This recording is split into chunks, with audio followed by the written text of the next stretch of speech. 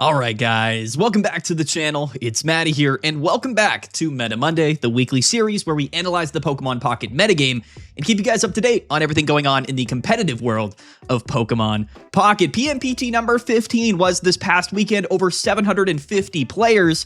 It was a whole lot of fun. A lot of people tuned into the live stream. We're going to go over the results of that tournament and kind of relate it to the overall scope of the metagame. Now, the ranked season finally is releasing at the end of this week on Friday, I believe, January 9th. Now, before we get into the results and everything in today's video, you got to go register, though, for PMPT number 16, which is this Saturday, January 10th. And the reason I say that is because this is the day after ranked releases. So, I understand a lot of people are going to be competing in ranked, and I will be as well. But I definitely would recommend that you guys come and play in the tournament this weekend. It helps supports us. It helps supports, all of the people in our community. And I think it's going to help move the metagame forward. So link to register down in the description below. $200 cash in the prize pool this week. It's going to be a whole lot of fun.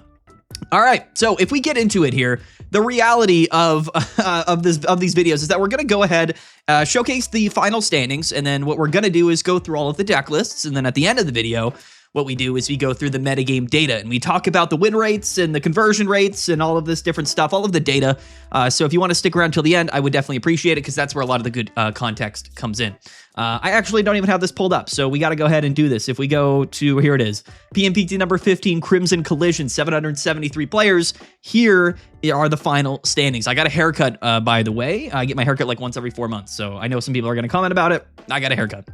Also, the background for the video is a bit darker by popular request. Some people kind of requested it. The last time we made a video was a bit too bright, so we made it a little bit darker, but it is what it is. Okay, so these were the final standings of the tournament. Imp Kodra here getting first place from France, 13-2, and he was playing Altaria and Indeedee. So, a bit of a classic version of Altaria does get first place here and wins PMPT number 15 after the Suicune dominance of last week. But trust me, Suicune was still the most popular deck this weekend and was also one of the most successful decks. Kaizen in second place was playing Hydreigon and Absol. This was also a fairly standard Hydreigon or Hydreigon deck. People always laugh at my pronunciation.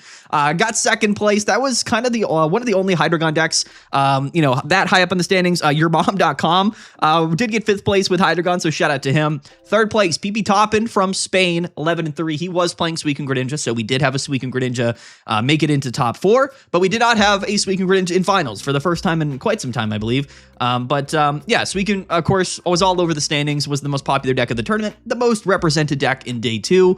Third place here as well as 6th, 7th, and 8th place, and then down here 12th and 13th place. So Suicune performed very well, but didn't make it to grand finals this week. In 4th place, Dillstroyer from the United States was playing Decidueye. And, Decidueye to me definitely has pretty specific, anti-meta call, really strong into Suicune. However, its matchup spreads against, a variety of other decks maybe is a little bit lacking, but, Decidueye definitely did perform pretty well here in this tournament. And, Dillstroyer was sort of the representative of, Decidueye, made it all the way to the top 4.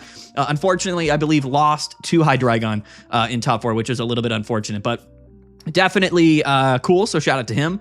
Like I said, Yourbomb.com was playing Hydreigon, a bunch of Suicunes here 6th through 8th place, so big shout out to all of them and all of these players, Magma Hamza, Gato, Kagero, great players, great runs. HVK from Luxembourg was 9-2-1, 9th place. He was playing Altaria and Giratina. So Altaria winning this week was actually probably a little bit of a surprise to some people. It's been performing not super well, actually, over the last couple of weeks since the new season came out. So, it kind of makes sense if you think about it, especially when you see that first place list, but Altaria really, not super well represented over the last few weeks. So the second highest placing Altaria deck was actually the Giratina variant, which we'll take a look at. In 10th place was Charizard Entei. So, Charizard's kind of sneaking its way there into the top 10 this week. And, Charizard's a very strong deck, but definitely is going to struggle in certain things. One thing that I noticed this week, not that much Oricorio. I think Hydreigon was definitely still one of the most popular decks, if not the second most played deck. So, the Magnezone, Oricorio stuff really didn't do very well. I think most people just don't really want to play it, and it doesn't have like the greatest win rate into Suicune. So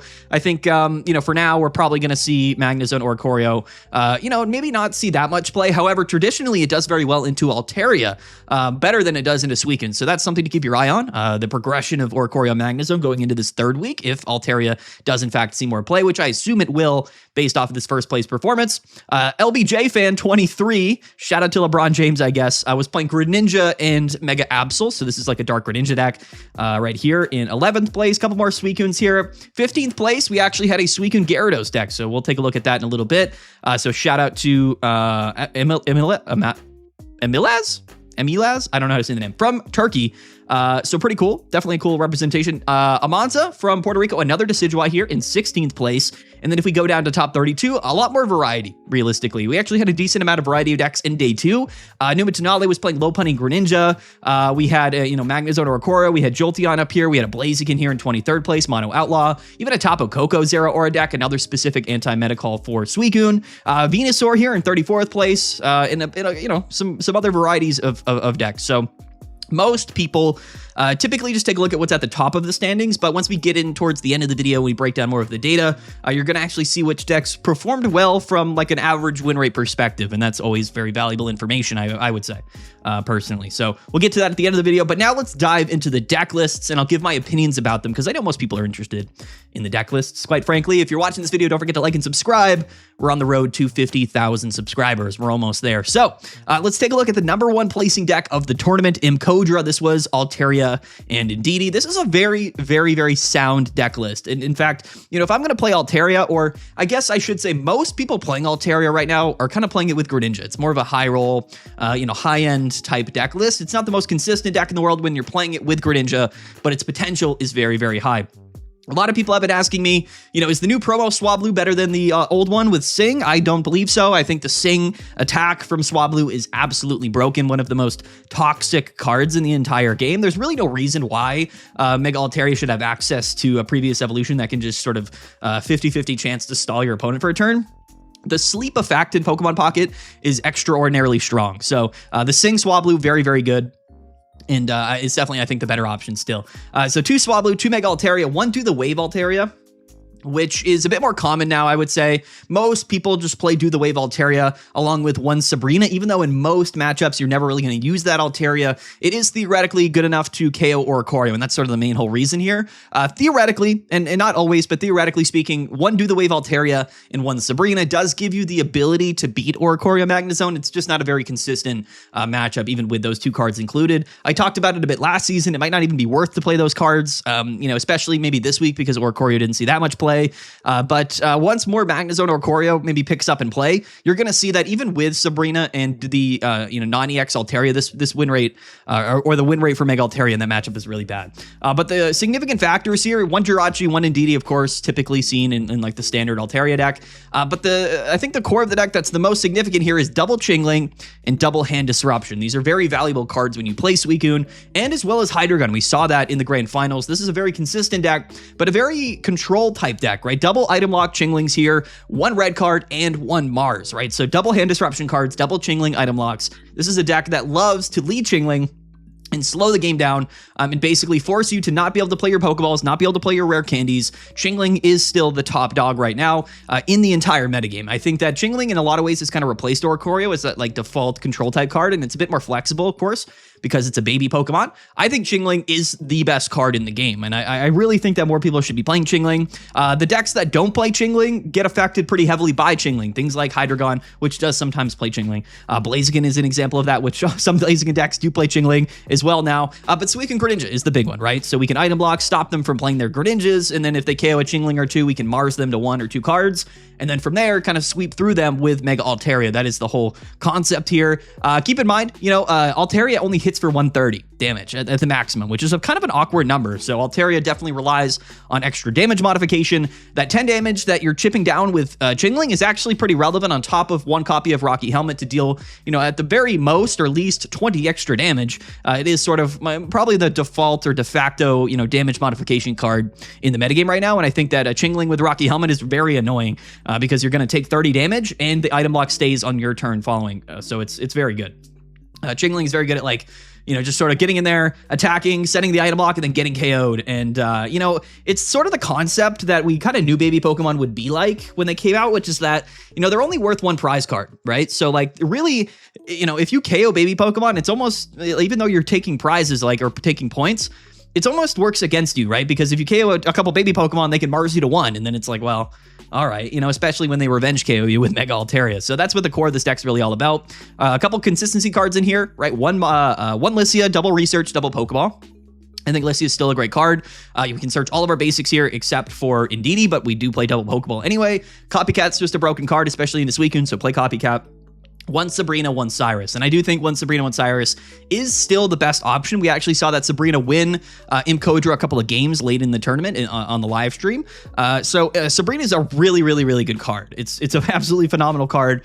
So, you know, if you're not playing Greninja or a lot of bench sniping, honestly, I think one Sabrina, one Cyrus is probably correct. And I really do like it. Sabrina, we got to remember as well. I think some people just forget potentially, but Sabrina / Repel was always a really, really good card into Suicune Greninja, right? I don't think people necessarily remember that, or maybe they've forgotten, but you know, an early Sabrina to get the Suicune out of the active spot, make them go -1 energy and not draw cards is a really big deal. So, you know, Sabrina is not only a useful card late in the game, but you know, early in the game, along with Repel, these were really good cards to counter Suicune when Suicune initially started to dominate. So I really love this deck, and I think at the end of the day, people kind of discounted Altaria a little bit, but this is the second or third time that we've seen Altaria win a Pocket Mads tournament series. So since Mega Rising came out, since we've been in the sort of B series block, Mega Altaria really is one of the best decks in the entire game. So it's sort of one of the pillars of Pokemon Pocket recently, and I think that as far as Mega Pokemon go, Altaria might be the best Pokemon right now, you know, until we get some more. But like, I kind of do put it a little bit above Blaziken and Absol personally. It is just super consistent, super strong, got a lot of HP, does a lot of damage, and also you have Sing Swablu, so it's kind of broken. So shout out to Kodrip. That's the first place deck of the tournament, and you'll notice something pretty significant here as we take a look at Kaizen's second place Hydreigon deck, 12-3. And here it is. You'll notice a couple of things. You'll notice that he's not playing a middle evolution, right? So again, you can imagine in the grand finals, by the way, if you wanted to watch that match, we have the entire live stream VOD available on the channel, but also Jay Dankist, one of our casters, he has the edited actual gameplay videos up on his channel if you guys want to go and watch those. So shout out to him. But this is Hydreigon, and a pretty standard Hydreigon deck, right? One Mega Absol, one Leap Over Absol, and then one Chingling. So, you know, he's not playing any middle evolutions, though. That's the big thing to me. When I saw this matchup get paired in Grand Finals, I was like, well, you know, you're not playing any Zweilous. So, you know, double Chingling, Mars, red card, like these are cards that are going to be extremely annoying in that matchup, and we kind of saw that come to fruition. This is a very aggressive version of the deck with, you know, one Leap Over Absol, double Rocky Helmet, no Indeedee for the deck. So this is more of a traditional, you know, aggressive Hydreigon deck that loves to deal a bunch of damage.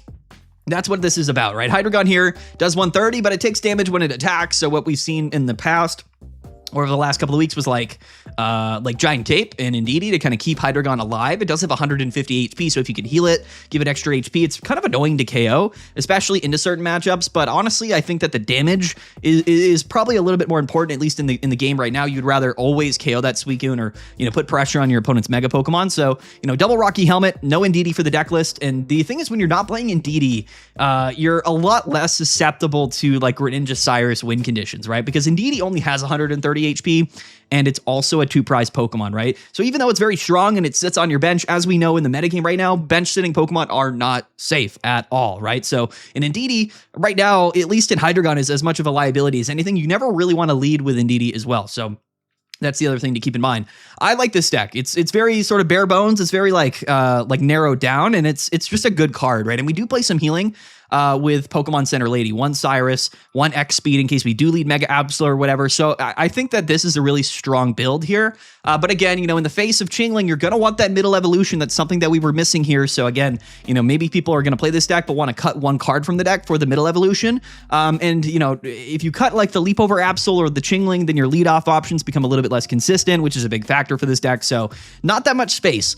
At this point in Pokemon Pocket, I think everybody realizes that the 20-card limit for decks is very, very limiting. It's a very, very strong limit. Most decks would love to play 22, 23, 24 cards. It's just you can't. You can only play 20. So it's going to be tough to kind of build decks in the future, especially Hydreigon here, which is, you know, a 6-card combo. You got to play the basic Hydreigon and 2 rare candies, and that's if you're not playing any middle evolutions, right? So keep that in mind. But yeah, this matchup in Grand Finals felt a little bit one-sided. It did go to Game 3, but again, you know, double Chingling, red card Mars for Altaria definitely kind of led that matchup to feel a little bit better for the Altaria player. Third place. This is PB Top, and this is the highest placing Suicune deck here. Let's see if anything stands out here to me. No, nothing really stands out. So I think that this is Suicune Greninja at this point. I don't know exactly the list. I don't remember it, the list that won the previous week, but this might be the exact list that did. One Giant Cape, one Gyrados, one Mars, double Cyrus. So those are the cards that shift around a little bit. Again, I do think Suicune Greninja right now does benefit from that middle evolution Frogadier, not only to get around Chingling, but it's just it helps the deck with consistency, right? At the end of the day, like a middle evolution here, if you don't draw rare candy, is going to allow you to get to that Greninja on turn 3. So it's good into Chingling, but it just makes the deck a little bit more consistent on the Greninja side of things. Now, we could maybe find a way to put like one May into the deck, and I do love the concept of May in Suicune Greninja because we're playing two different types of Greninja and we're playing a middle evolution, right? So in the face of Chingling, not only are we able to be a little bit more flexible and choose which Greninja we would like to have available to us if we're playing May, but we're also able to maybe swap a Greninja for Frogadier, which is going to help into Chingling. So I think that Suicune here has the potential to maybe incorporate one May into the deck, but then again, it's like, what are we cutting, right? Gyrados, very useful. Mars, extremely useful, especially in the mirror matchup. Some decks actually play one Copycat. And of course, Indeedee EX is just a broken card. So, I think that May could be really good in a deck list like this. But again, Suicune Greninja really is the top dog. It was the most played deck this weekend. Its win rate wasn't that high. And there's a lot of reasons for that. We'll get into it later, but this is still sort of the main meta driver. I do think going into this third week and as we approach ranked, it'll continue to be the most played deck, but it definitely seems a little bit more even keeled in terms of, how many people are playing Suicune. It'll probably even out a little bit, right? PB Toppin, that's the Suicune deck. Nothing too surprising here. He is playing this Frogadier instead of the new one. I do like this Frogadier better personally, just because it's a 1 energy attack cost and, it can KO like baby Pokemon, but I think both are fine. Most of the time you're not actually attacking with Frogadier. But next up, let's take a look at the highest placing Decidueye deck, Destroyer's deck. Shout out to him, by the way. And this is going to be pretty standard Desi. In fact, we're actually running double Decidueye EX with one Chingling. So the Chingling is fairly common. Again, we see it in Venusaur, we see it in Decidueye. We're even starting to see it just in other decks. So one Chingling typically is kind of worth it, just to kind of maybe slow the game down a little bit and hope that they don't get like their Blaziken turn 2 or their Hydreigon turn 2 or their Greninja turn 2. It's just sort of a card that is good to play. But what we've seen is people playing Chingling is maybe they play only one Decidueye EX, right? Like, so we've seen stuff like that. No Quick Growth Extract in this deck list. I think in the face of Chinglings, which is, very common or becoming more common in the metagame, Quick Growth Extract is a good card. It's just like not really needed, right? I think Decidueye, you want to play multiple healing cards in here. And I think from a consistency standpoint, especially with Suicune Greninja being so popular, I think Copycat is just a better, more valuable card. One Leaf Cape, one Erica, one Lily, one Chingling, double Decidueye EX. So what we've seen in some previous Decidueye decks is people cut maybe one copy of Decidueye EX and just play double of the Sniping Arrow Decidueye, which is a broken card. There's one specific interaction that I think really helps Decidueye in the Suicune matchup, which is that, if the Chingling lock comes down or if they just don't get rare candy out early enough, if you get a Sniping Arrow Decidueye on your board, they don't have any flexibility to bench a Froakie, right? Like if they bench a Froakie, it's just going to get KO'd because it only has 60 HP, which means they're kind of forced to cape it, and that's even if they have a giant cape. So that Sniping Arrow Decidueye is absolutely phenomenal into Suicune in Greninja. And then typically at the end of the game, if they've gone through a Chingling, if they've gone through a Decidueye, now they have to go through a Decidueye EX, which if it's the only Pokemon on the board, Suicune's not dealing enough damage. And we also have Leaf Cape to go to 200 HP, which is crazy. And then we have Lily and Erica's. So this deck is very well built to beat Suicune and Greninja. It always has been kind of the best sort of anti-Suicune deck. Venusaur is also very good. Those are kind of the two best matchups to beat Suicune, but they struggle in other degrees. I really think Decidueye is kind of better in other matchups than Venusaur is, but we've seen Venusaur be successful as well. So, keep in mind, this week it was Decidueye in top 4, but in other tournaments, we've seen Venusaur do well, and realistically, if Suicune is seeing so much play, if it's the most popular deck, which it will be, I think that these grass-type decks, honestly, are viable choices. They are significant decks in the metagame. So keep in mind, Decidueye, Venusaur, good options. They are definitely counter-meta picks, but they're good into Suicune, and I think that's a big advantage. Let's skip all the way down here to 9th place to see the highest placing Altaria Giratina deck. And this is like the other version of Altaria. There's a lot, by the way, because Altaria is a very flexible card. You can play Greninja with it. I've seen people play it like with that Furfrou version early in the season, which has kind of fallen off. The first place deck, which was more of a standard build, or there's this build, which is like very simple, but like very good. And this is like I call this like the non-Lycia version of Mega Altaria, where we're playing just Giratina EX.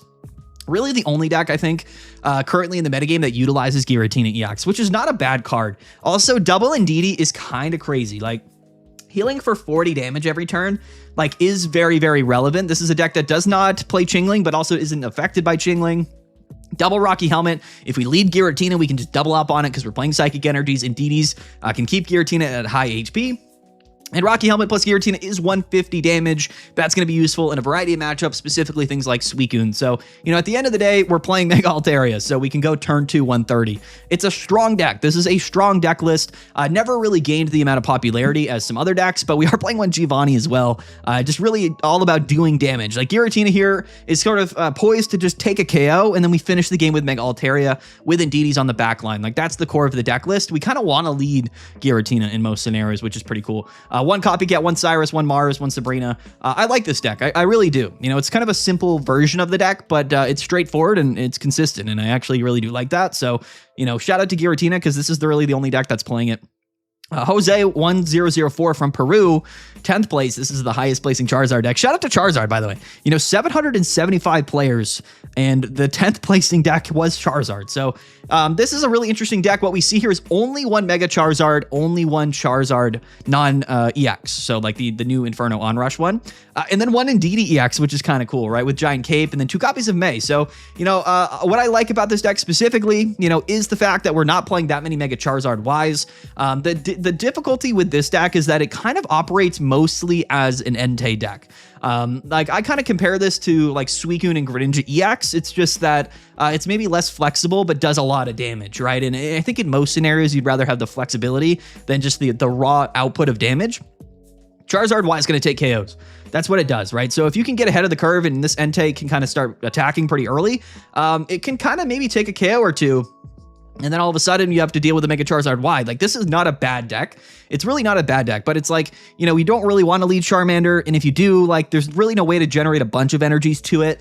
Maybe you can get lucky, right? But we have to kind of play double Flame Patch and just retreat. And that's sort of the whole concept for the deck. I like it. You know, I do like Charizard. I think it has a ton of potential for the future of Pokemon Pocket, like especially if some of the HP thresholds change as time goes on and maybe just more Mega Pokemon become more and more relevant. Charizard is a massive threat to other 3-prize Pokemon because none of them are going to live from Crimson Dive 250. So, you know, if we see less Hydreigon, less Oricorio, less, you know, all of this stuff that's not worth 3 prizes, Charizard gets better as time goes on. So this is definitely not something to ignore. I just think that right now in the metagame, Charizard just doesn't make as much sense as playing other decks. But it is good. It is strong. Like, this to me as well, you know, is a meta deck. It's just a little bit more fringe meta. Plays 2 copies of May and no Copycat, which is kind of crazy. But look at all of the different varieties of Pokemon we have, right? May is going to be really good in a deck list like this. May is a really good card in decks that play a lot of Pokemon. And a lot of different Pokemon, right? Just from a probability perspective, right? It's like, well, you know, we have an Indeedee, maybe we don't want it. Maybe we swap that. Maybe we find our Charmeleon, or maybe we have, you know, a Charizard, but we want Mega Charizard. So you can play May. Like, it's a really good card, especially like in the mid to late game to kind of specifically get Pokemon out of your deck that you want. And then one Repel, which is hilarious, right? Because Oricorio, I suppose, you know what I mean? But yeah, I mean, it's a fun card. This Charizard can KO Suicune. Like, this, you can't, like, this is not a bad card as well. I think the difficulty with Charizard is, like, not only are we, like, a bit slow, like, it's not the fastest deck in the world, but also you can't really evolve Mega Charizard too early, because if it takes some damage and it gets brought up, it's going to be tough. Like, it's just, you know, you lose the game, and it also deals, like, 50 damage when it attacks. So if it takes an attack first before it can attack, it might end up KOing itself, which, of course, doesn't result in being that successful of a strategy, you know what I mean? Shout out to Charizard. I love that deck. Dark Greninja. This is LBJ Fan 23. I really still like this deck list. I think that Dark Greninja, to me, I never caught on like a ton for like popularity reasons, and I think it's just because it's like the in between of 2 other popular decks. You know what I mean? It's got aspects of like the 3 most popular decks in the game, where it's got like Mega Absol, right, from Hydreigon. It's got Greninja from Suicune Greninja, and you have Chingling from Altaria. So it's like if you took all of those different facets and you kind of threw them together, it might seem a little bit clunky. It might seem a little bit inconsistent, which of course, you know, know, it kind of is, but it's extraordinarily strong. This is kind of like the top control deck in the game. I mean, we have bench damage, we have Cyrus, we have discarding supporter cards with Mega Absol, we have item lock with Chingling. It kind of has everything going for it. It's just a lot of moving parts, and they don't always line up correctly. And in a metagame right now that's very explosive, very high rolly with a lot of rare candy, you are a bit reliant on leading Chingling. I will say that. The one thing I love about this deck is with Rocky Helmet and Dark Ride, this Chingling can take down other Chinglings very, very easily. So you can item lock them and deal basically 30 damage every turn. And if you get Greninja down, all of a sudden, we have a Chingling here on the board, item locking, but the damage every turn is 50 damage instead of 10. So that's the cool thing about this deck list. The Chinglings can really carry the deck a little bit more because it's got a lot of backline support going with it. But Mega Absol, again, I mean... people think I don't like Mega Absol. I do like it. I do like Mega Absol. It's just, you can't oftentimes win games with Mega Absol. It's really just kind of there to be like, hey, you know, now that I've done all the work, I can come into Mega Absol and maybe just finish the game, you know? But if you lead with it, if it's on the bench too early, it is a kind of a liability. Darkrai is a good card. I still think Darkrai EX is very relevant. This is the only deck that plays it, basically, but I do think Darkrai is a strong card, and it probably deserves to see a little bit more play. And maybe it will in the future, but... yeah, you know, it's Mega Absol's kind of taken over for Darkrai, but honestly, you could play this deck without Absol and it'd probably be pretty fine. It'd probably be even better almost. Maybe not, I don't know. But I do like this deck. I do. And I don't know what the match, we'll look at the matchup data later, but I always like this deck into Altaria, and I like it into Suicune, even though the win rates probably aren't that high. The last deck we'll take a look at here, because we typically cover top 16 decks, and then all of these other decks here we'll cover in a video later this week, because they are really cool. It's just, we only have so much time on Meta Monday, so we'll cover the rest of the decks in a video later this week, so stay tuned for that. But the last deck we'll take a look at is 15th place here, Emilaz. I don't know. He's from Turkey. The name, I don't know how to say it. This is Suicune with Gyarados. This is what I call ethical Suicune. This is a Suicune deck that I don't feel bad playing or playing against. If I lose to this, I go, you know what? Fair. You know what I mean? It just feels... it feels all right? If Greninja didn't exist and this is how people played Suicune, like, I would love that. You know, it's a bit more of an ethical deck is what I call it. Wild Swing Gyarados is strong. The only difficult part about playing this Gyarados, even though it's a really good card, is that you have to muddy your deck up with a bunch of water Pokemon, because you got to discard them to use Wild Swing, which is why, you know, we're kind of forced to play, you know, double Mantykes and double Manaphy's, because they can provide value other than getting discarded, and if you lead with them, they're good options. And then same with like a Mewtwo, right? But this is a strong deck. You know, it's been like a fringe deck. It just suffers from the fact that Suicune Greninja, the other version to play Suicune, is the most popular deck in the game. So a deck list like this will never become like super meta. But I think this deck is better than its popularity would present. You know what I mean? It just suffers from like, well, why would I play this if I could just play Suicune Greninja? Like, that's most people's thought processes. So unless people specifically want to play Suicune but not Greninja, which most people just don't, that's what this deck is. You know what I mean? But I do like it. And there's really not much else to say about it because I don't have a lot of like data on it. I don't know much about this deck in terms of like its positioning in the metagame. All I know is that it's a pretty strong deck, and it is actually pretty good.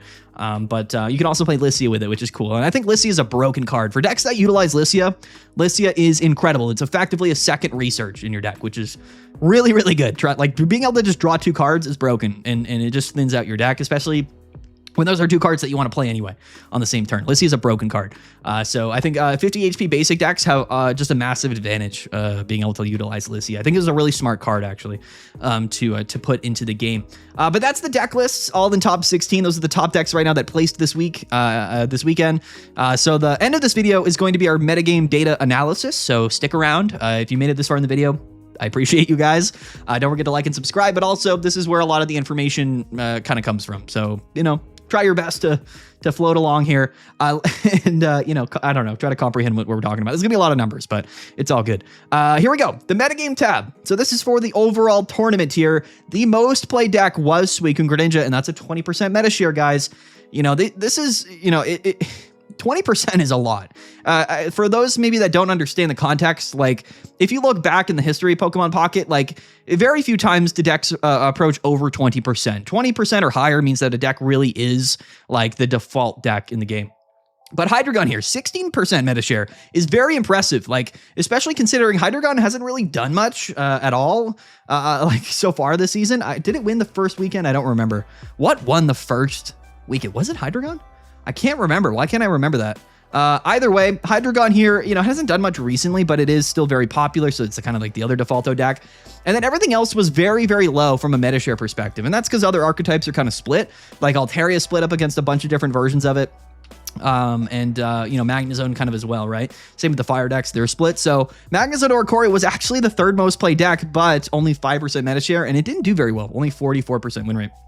Now, Altaria and Greninja was also about 5% meta share, but did quite well. Like, it had a positive win rate, which, again, these win rates here, you got to take them with a grain of salt because players just stop playing or they don't show up to their matches, so they get losses. And we do drop players if they're inactive in the tournament, but we can't drop players unless they've been active for a couple of games. So the win rates themselves, like, aren't necessarily fully accurate, but they're all relative to each other. You know what I mean? So that's why, like, all of these win rates are a little bit lower than they should be, but they're all relative to each other. So keep that in mind. Yeah, so 51%. So Altaria Greninja did do very well. You know, Hydreigon, or not Hydreigon, Absol and Magnezones, right? So Dark Magnezone, you know, was also about 3.5% meta share. Venusaur saw a little bit of play, 3% meta share. You know, and then just sort of standard Mega Altaria, the deck that won the tournament, was only 3.23% of the meta, and it had a 46% win rate. Blaziken did very well, almost 3% of the meta share. I told people on Friday that Blaziken was a really good deck right now, 55% win rate, so a very good record, literally the highest out of any of these decks, so shout out to Blaziken.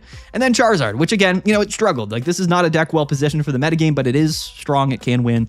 So 2.5% meta share, 41 and 66, that's a tough record for Charizard. Dark Greninja also kind of struggled, right? So I mean, just a lot of losses across the board for a lot of these decks. Decidueye did pretty well, though, and I think that's specifically kind of just because it does well into Suicune. We'll take a look at the matchups later. If we go down here, this is a big story. This is Whimsicott Gyarados. This is a deck that ever since Hydreigon really wasn't like the #1 deck, like it struggled a lot. And I think that this deck list here just can't contend with a lot of other stuff that's seeing play. A lot of the Altaria, Suicune decks, like Whimsicott Gyarados is really cool. It just, like, the metagame of developed to be like, you know, decks that just aren't great for Whimsicott Gyarados. So this deck has really fallen off, and I really would not recommend you play it. It's really only good into a couple of specific matchups, and none of those decks are that common. And if we go down here, Altaria Giratina did well. Here's Lopunny. This was the, there's Lopunny, Greninja, or Lopunny and Lucario here. Was just only a couple people played it, only 12 people in 32 and 45, so Lopunny struggled for sure. Lopunny Hitmontop did basically about the same, 14 and 20. Lopunny and Silvally went 4 and 15, so Lopunny definitely struggling pretty heavily. One thing I like to do is filter by the win rate, and this is where we get a lot of one-of decks that actually did quite well. We see that Jolteon performed very well, and I think that Jolteon is actually a really good choice right now, right? I mean, all of the Jolteon variants did very, very well. Mainly just because it's a good card into Suicune specifically, right? So I think that if you play Jolteon in you know, the tournament this weekend, you probably hit a lot of Suicunes and you probably did pretty well. So I really actually do like Jolteon. We see a Charizard Turtonator deck that went 7 and 3. There was a Charizard Ho-Oh deck that went 5 and 2.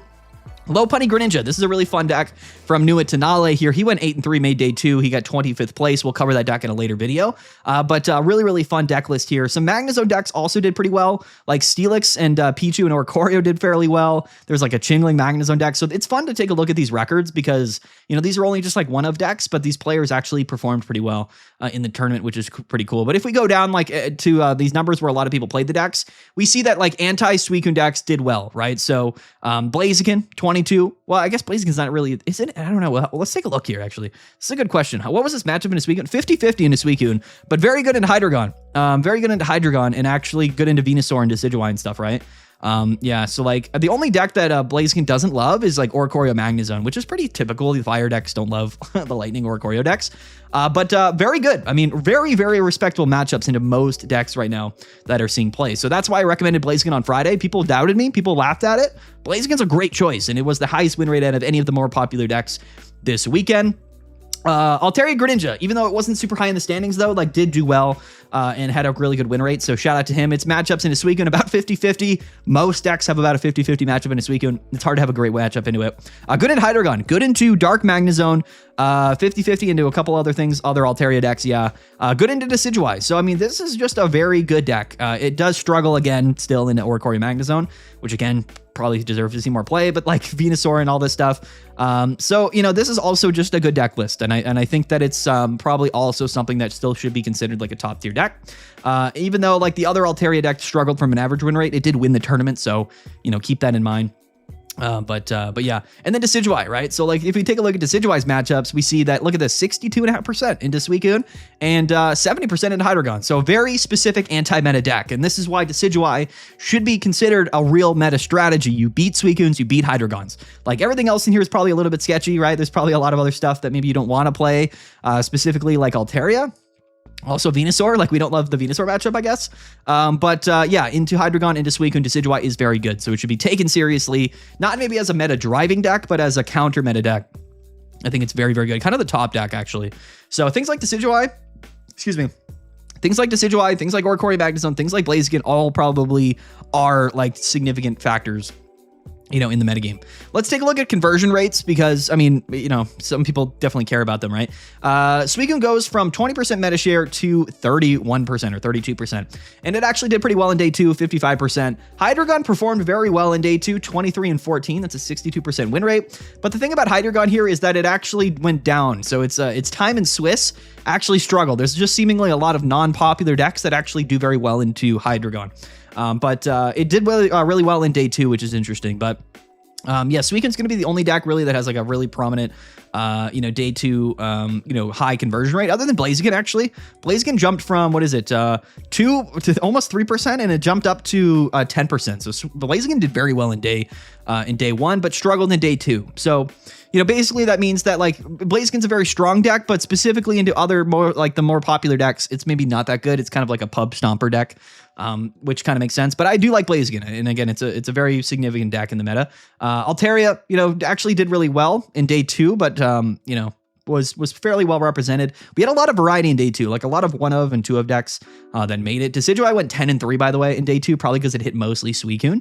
Yeah, so that's sort of the day 2 conversion rates. Decidueye did very well in day 2, again, specifically anti-meta. Same with like Mega Altaria and Indeedee, probably playing Chinglings and stuff, very specific anti-meta. Yeah. That's kind of where it's at. I mean, you got to understand that the reason Suicune, even though it didn't perform very well in day 1, had a positive win rate had a positive day 2 conversion rate is really just because like a lot of decks in the tournament, if we go to the metagame tab, like a lot of the decks in the tournament are like non-meta decks. Like look at all of these, like these are all of the people playing decks that they just want to play for fun, and all the respect to them, but these are the decks that are going to lose to Suicune, right? Like if Suicune gets into the tournament, it's going to play a lot of these just sort of non-meta decks. And to be fair, like unless you're really specifically playing a deck that's like meant to beat Suicune, like you're not going to beat it because it's so strong. Which is why Suicune's day 2 conversion rate was probably pretty high, mainly because most of these decks here just didn't make day 2, right? So like where are the decks that are making day 2? They're up here, and Suicune was the most popular deck. So it's just how the math works out. Like I don't have like a formula to display this, but the most played deck, regardless of if it had a great win rate or not, is always going to have a positive day 2 conversion rate, just because like just from sheer mathematics, like the probability of making day 2 or Suicune making day 2 is much higher than the other decks because so many people played it. And that's just kind of the reality of it. So that's why it had a positive conversion rate, but everything else was like fairly standard, I would say. Blaziken was kind of the one standout here, I would say, from day 1. But yeah, guys, there it is. There's the metagame analysis, and that's Meta Monday. So stay tuned for more videos coming up this week. I'll do a couple of gameplay videos. Keep in mind, though, ranked battles are coming back Friday, so the live stream schedule will be coming back to normal. We'll definitely be doing more ranked live streams, and I'll be playing the game a lot more live, which will be a whole lot of fun. But yeah, you know, I think that right now, you know, ranked will come out. We'll get a couple of weeks of the ranked season. Most people are kind of just here waiting for B2 to come out. I think Crimson Blaze was, you know, not the most influential set as far as like the metagame goes.